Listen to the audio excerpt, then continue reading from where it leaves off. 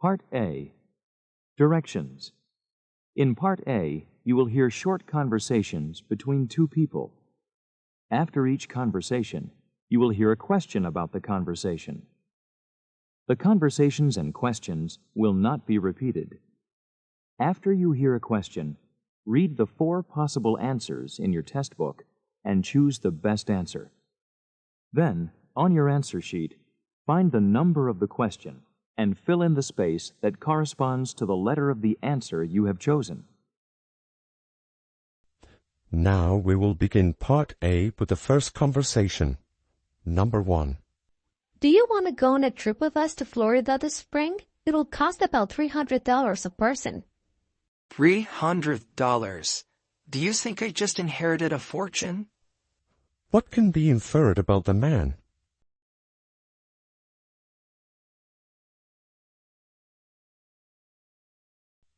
Number 2. My watch stopped again, and I just got a new battery. Why don't you take it to Smith's Jewelry? They can check it for you, and they're pretty reasonable. What does a man mean?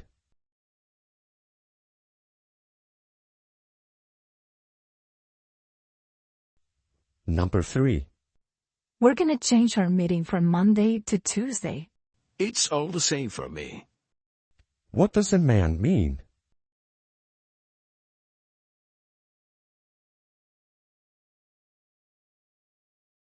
Number 4.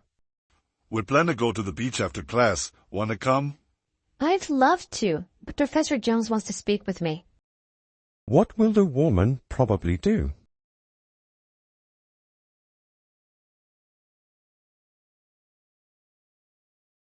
Number 5. Janet sounded worried about her grades. But she's getting A's and B's, isn't she? What does a man imply about Janet?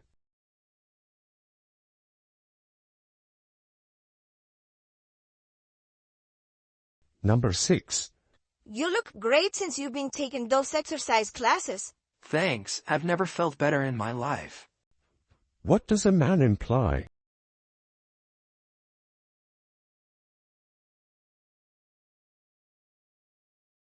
Number 7. I had a hard time getting through this novel. I know how you feel. Who can remember the names of 35 different characters? What does a woman imply?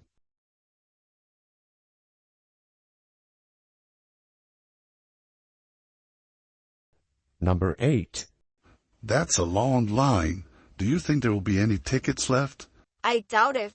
Guess we'll wind up going to the second show. What does a woman mean?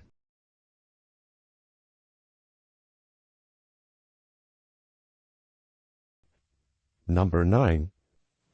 This course is much too hard for me. So you decided to take it, huh? What does a man ask the woman?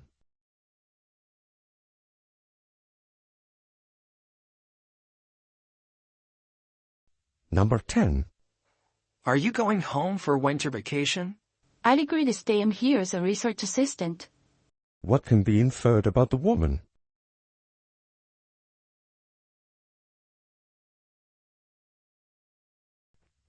Number 11. Hello. Hello, this is Dr. Gray's office. We're calling to remind you of your 4:15 appointment for your annual checkup tomorrow. Oh, thanks. It's a good thing that you called. I thought it was 4:15 today. What does a man mean?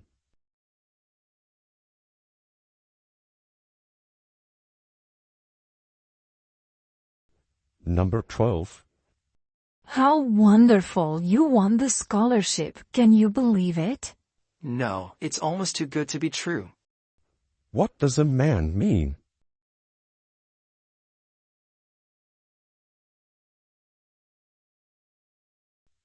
Number 13.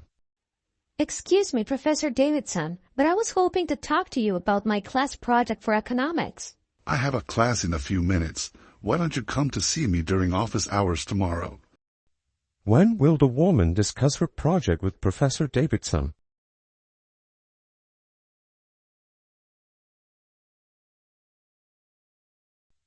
Number 14. How are you feeling? The stuff the nurse gave me seemed to have helped. but it's making me awfully drowsy. What does a woman mean?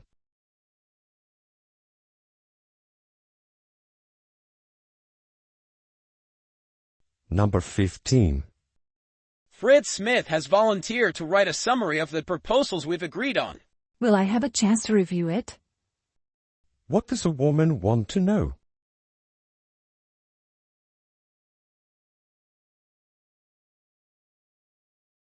Number 16. Why don't you wear that yellow shirt that your sister gave you for your birthday? I love that shirt, but it's missing 2 buttons. What does the man mean?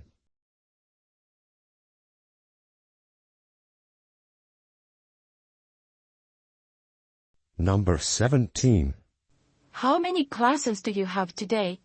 Just 1, from 3 till 6. What does the man mean?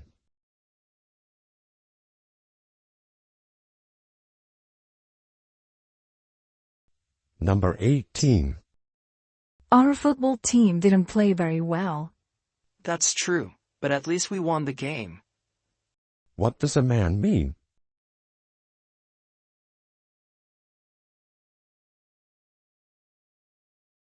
Number 19. This has been an unusually cool summer. I actually had to get out my wool sweaters in August. What does a woman imply?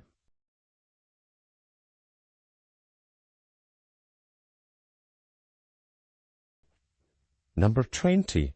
I got some bad news today. The store where I work is laying off staff. Are they gonna let you go? What does a woman want to know?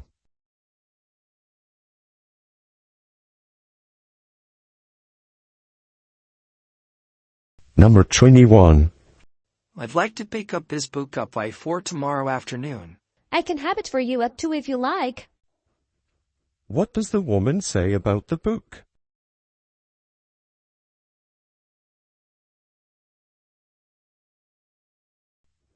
Number 22. I talked to Philip today and he said he'd be coming to the party. Oh, so he can come after all. What can be inferred about Philip?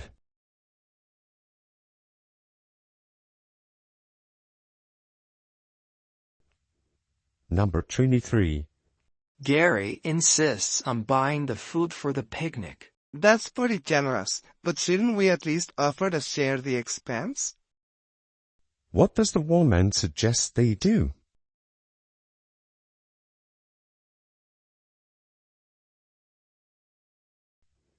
Number 24. How's the new job going? Well, I'm getting used to lots of new things, but I wish the supervisor will give me some feedback. What does a woman mean?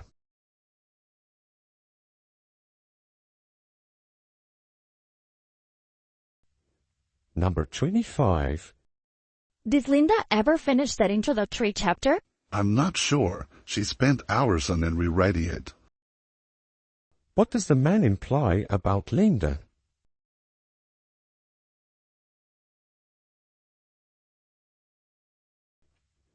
Number 26.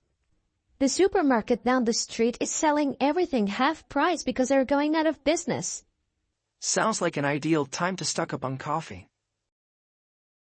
What does the man mean?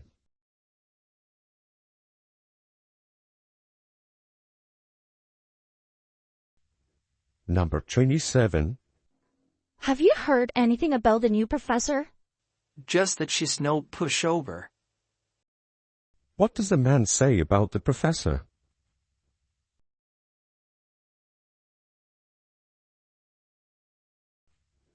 Number 28.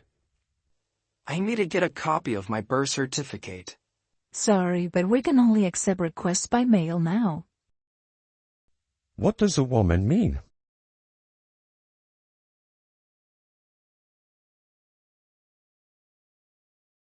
Number 29. When is the earliest flight from Washington to New York? There's a shuttle at 6, and if that's full, there's another at 7. What does a man mean?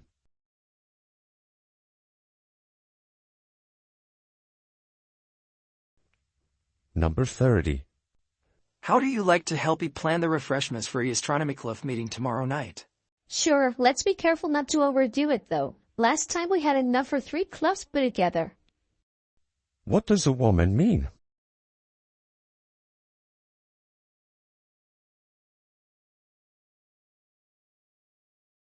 Now we will begin Part D with the first conversation.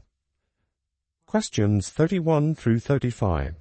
Listen to part of a conversation between two friends. How'd you like yesterday's astronomy class? It was interesting, but the point she was trying to make seemed a little far-fetched. Oh, that new theory that ocean water came from comets. Yeah, do you remember what it's based on? Some recent satellite photos, I think. Apparently, space satellites recently detected thousands of small comets colliding with Earth's outer atmosphere, almost 40,000 per day.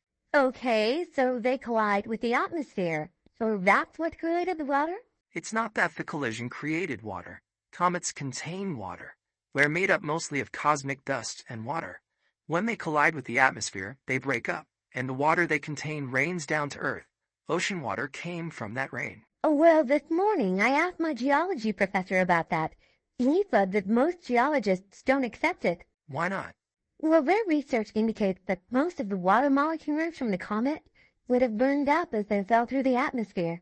Enough rain couldn't have reached the Earth to have filled up the oceans. Well, do the geologists have an alternative theory to explain where ocean water came from? Yeah, he said the more traditional view is that ocean water came from volcanoes. From volcanoes? Right. You see, volcanic fumes are mostly steam, and they claim volcanic steam created the oceans, not rain from comets. Number 31. What are the speakers mainly discussing?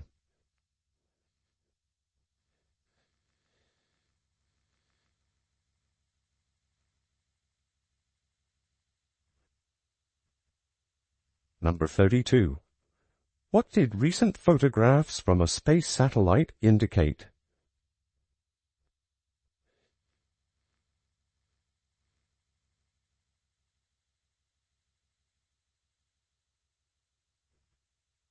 Number 33.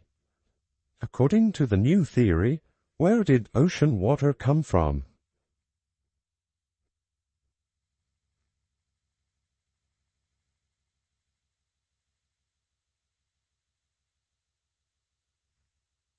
Number 34. What group disagrees with the new theory described in the conversation?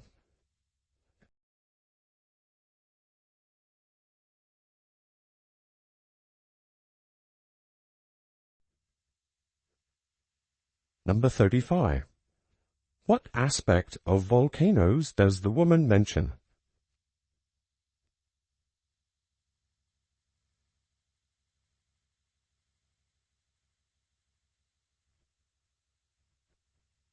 Questions 36 through 39.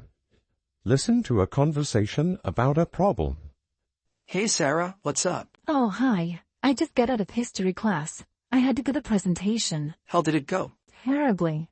I'm sure I made a fool of myself. Why? What happened? I just get so embarrassed and nervous whenever I have to speak in front of a group of people. I stand up and my face gets red, and then I get even more nervous because I know everyone can see me blushing. It's not so bad to blush. But it happens all the time. If the professor asks a question and I know the answer, I'll blush like crazy if he calls on me. Doesn't that ever happen to you? No, not really. Maybe you should just try to forget about the people. Look at something else in the room, like the exit sign. I guess I could try that, but I doubt it'd help. You know, we talk about this in psychology class. Blushing, even though it's involuntary, is more or less a learned behavior. What do you mean? Well, children hardly ever blush at all. And among adults, supposedly women blush more than men. I wonder why. I don't know, but I had a friend in high school, Brian Smith. It was really easy to make him blush. He turned red whenever a waitress would ask him for his order. I'm not that bad. Well, I gotta get going for my next class. I'll talk to you later. Number 36. What was the woman's problem?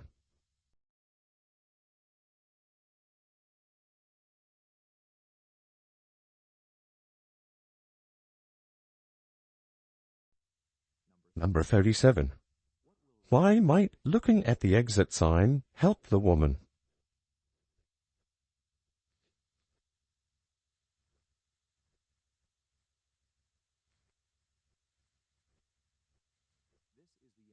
Number 38. What does the man say about children?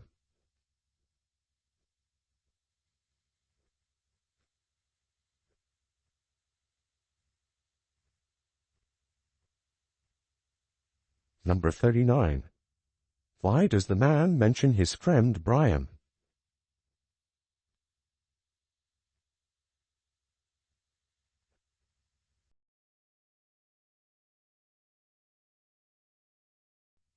Now we will begin Part C with the first cock. Questions 40 through 43. Listen to part of a talk given to dormitory residents by a nurse. I'm glad to see so many of you here. We've become really alarmed at the health center by the number of students we've seen are experiencing hearing loss. First, I want to go over some basics about hearing. Then, we can take a look at our school environment and see if we can figure out some ways to protect hearing. The leading cause of preventable hearing loss is excessive noise. Too much moderate noise for a long time, or sometimes an intense noise for even a short time, can damage hearing. Loudness is measured in units called decibels. 1 decibel is the lowest sound that the average person can hear. Sounds up to 80 decibels generally aren't harmful. That's noise like traffic on a busy street. But anything louder than 80 decibels, especially with continual exposure, may eventually hurt your hearing. Once you're up to around 140 decibels, that's like a jet plane taking off. And you might even feel pain in your ears, and pain is the short sign that your hearing is at risk. Even one exposure to a really loud noise at close range can cause hearing loss. So what you need to do is limit your exposure to harmful levels. If you pass along this handout, you can take a look at the decibel levels of some common campus sounds. Notice how loud those horns are that people take to football games. They are really dangerous if they blow right behind you. Now let's try to generate a list of damaging noises. Number 40.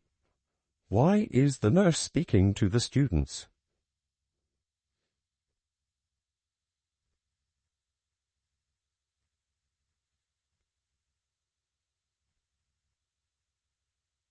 Number 41. What has been happening recently at the health center?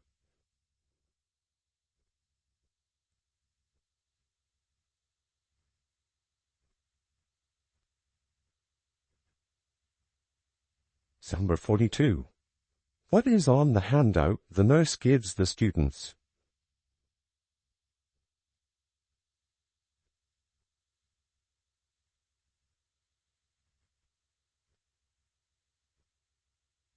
Number 43.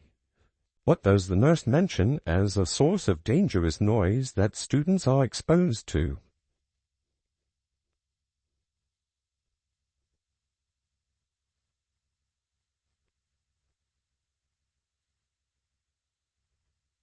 Questions 44 through 47. Listen to part of a talk in a United States literature class. Continuing our survey in the 19th century, let's take a look at Harriet Beecher Stowe. Stowe is best known for her novel Uncle Tom's Cabin, a book that details the harshness of plantation life in the South. The book was extremely popular in the United States as well as in other countries. Ironically, though, for all the attention given to Uncle Tom's Cabin falls far from Stowe's best work. She did write one other novel about plantation life, but much of her best work has nothing to do with the South at all. In fact, her best writing is about village life in the New England state of the 19th century. It recorded the costumes of the villagers she wrote about. Stowe's purpose, she claimed, was to reflect the images as realistically as possible. She usually succeeded, for her settings were often described accurately and with great detail. In a sense, she was an important forerunner for the realistic movement that became popular later in the 19th century. She was one of the first writers that used local dialect for her characters when they spoke, and she did this a full 30 years before Mark Twain popularized using local dialect. It makes sense that Stowe will write about New England's life when she was born in Connecticut. As a young woman there, she worked as a teacher. The teaching job helped her land her first published work, a geography book for children. Later, when she was married, the writing helped to support her family financially. Number 44. What is the main purpose of the talk?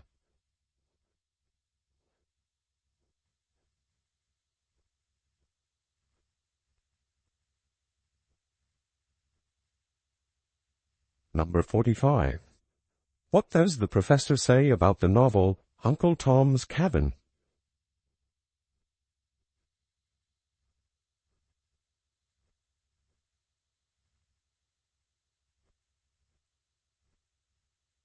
Number 46. Why does the speaker mention Mark Twain?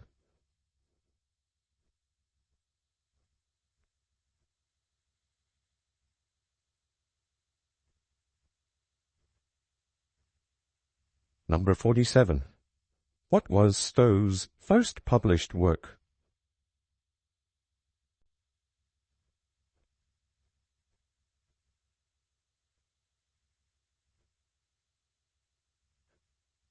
Questions 48 through 50. Listen to part of a talk about word origins. Where did the term piggy bank come from? Today, the simple piggy bank is seen everywhere as the symbol of saving and frugality, for putting away funds for a rainy day or building a nest egg for life's sudden money needs, such as paying college expenses, buying a home, or financing retirement. But why a pig? Dogs bury bones for a rainy day. Why not a dog-shaped bank for coins? Squirrels are well-known hoarders too, and we talk about swirling away valuables.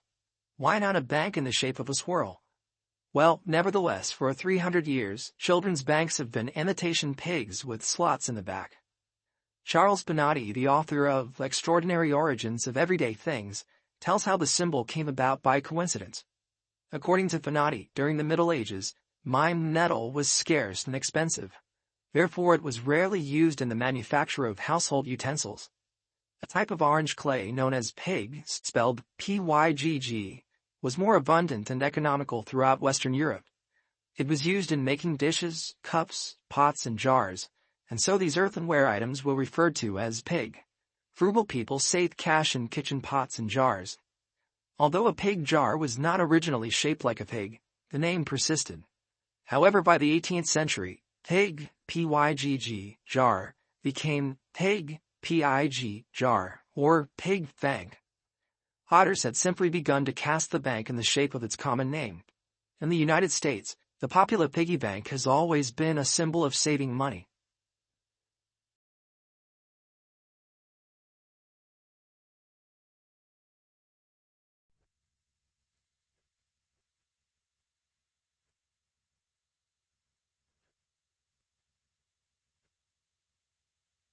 Number 49. What was first made with the clay the speaker mentions?